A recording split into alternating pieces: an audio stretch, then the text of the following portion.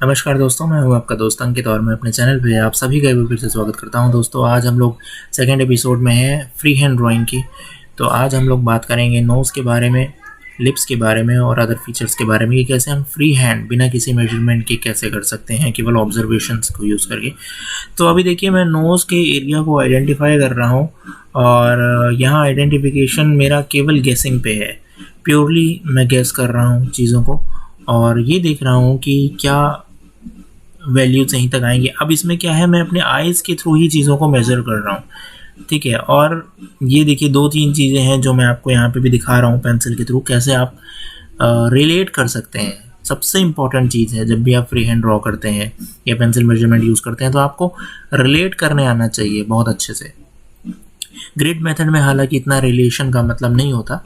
देखिए, अभी मैंने क्या किया कि जो ऑलरेडी ड्रॉन था उसको मैंने इरेज करके फिर से रीड्रॉ करने की कोशिश की।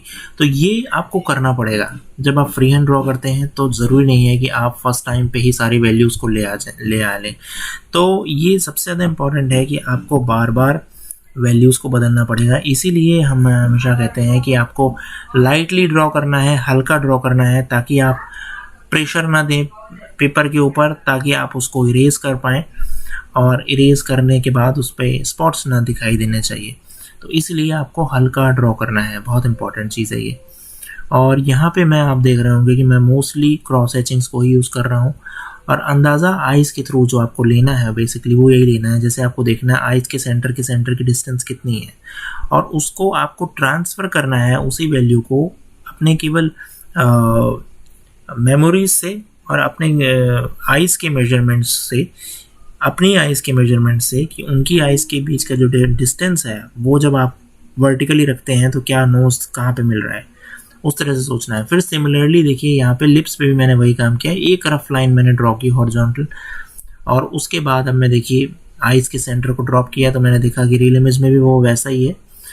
तो ये कुछ जो जनरल प्रिजम्पशंस हैं जो आउटलाइन ड्रॉ करने में यूज़ होते हैं वो आप लीजिए, ज़रूर लीजिए, क्योंकि वो लोग बताते नहीं हैं।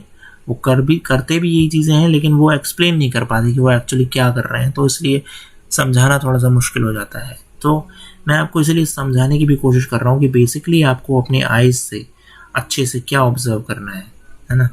तो जैसे कहते हैं अच्छे से ऑब्ज़र्व करना है, तो बेसिकली अच्छे से क्या ऑब्ज़र्व करना है वो चीज़ें मैं आपको बता रहा हूँ।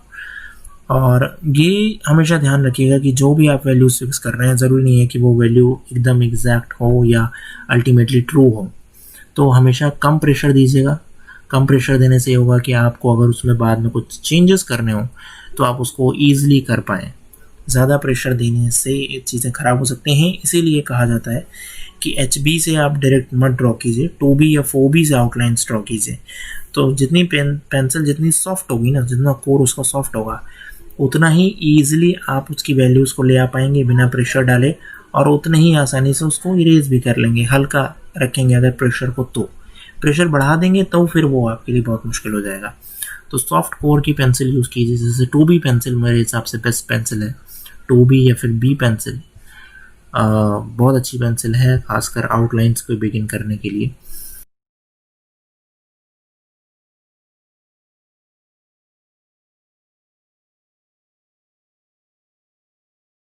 तो यही मूल मंत्र है इसका, आपको प्रेशर कम देना है। और देखिए, मैं क्रॉस हैचिंग्स करते हुए चल रहा हूँ।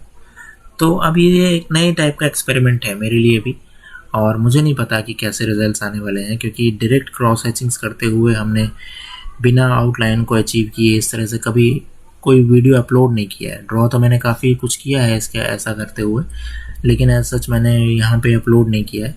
आप लोगों के लिए एक नया एक्सपेरिमेंट ज़रूर है जो आपको देखने को मिल रहा होगा। और लेकिन ये चीज़ ज़रूर है कि इसमें मज़ा बहुत आता है, इसमें एक्सपेरिमेंटेशन बहुत होता है, इसमें थोड़ा सा रिस्क भी रहता है, क्योंकि आपको नहीं पता कि वैल्यूज़ किधर जा सकती हैं।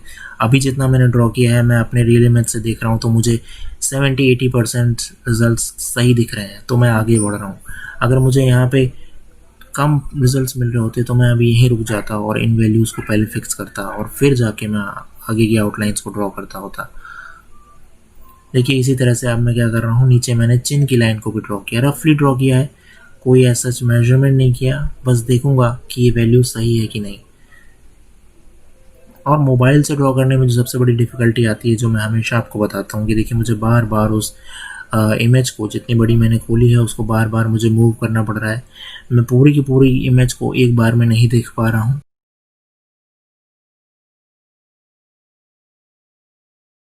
तो यहाँ पे देखिए बहुत ज़्यादा इम्पोर्टेंट चीज़ ये है कि आप जब एक बार आउटलाइन्स को अच्छे से समझ जाते हैं, आउटलाइन को कैसे आपको एक्चुअली अचीव करना है, तो ये चलता तो रफली ही है। आप ये नहीं एक्सपेक्ट कर सकते कि बिल्कुल एग्जैक्ट आप एक बार में लाइंस को ड्रा कर ले जाएंगे, और वो भी अगर आप ये सोचें कि बिल्कुल सिंगल सिंगल लाइंस को ड्रा कर ले जाएंगे तो और ज़्यादा डिफ़िकल्ट बात है, या फिर आप कुछ अलग चीज़ एक्सपेक्ट कर रहे हैं। बेसिकली क्या है, आपको ग्रुप ऑफ लाइंस को ड्रॉ करना होता है, बंच ऑफ लाइंस जिसको कहा जाता है, और उसके बाद उसमें से डिफाइन करना होता है कि एक फाइनल वाली लाइन कौन सी है। इसीलिए it's more like sketch rather than the outline photo. ठीक है, तो इस चीज़ का हमेशा ध्यान रखिए कि स्केच काइंड ऑफ रिजल्ट्स हमें मिलते हैं इस टाइप के ड्राइंग्स में हमेशा ही। और यहाँ पे जो देख रहे हैं आप, देखिए मैं थोड़ा सा क्लोजअप करके दिखाता हूँ किस तरीके से मैं क्रॉस हैचिंग्स को ओवरले कर रहा हूँ। तो यहाँ पे आपके लिए दोनों तरीके की लर्निंग है। एक तो क्रॉस हैचिंग्स भी आप सीख सकते हैं इस पोर्ट्रेट के टेक्निक से, और दूसरा आउटलाइंस को भी कैसे आपको बनाते हुए चलना है।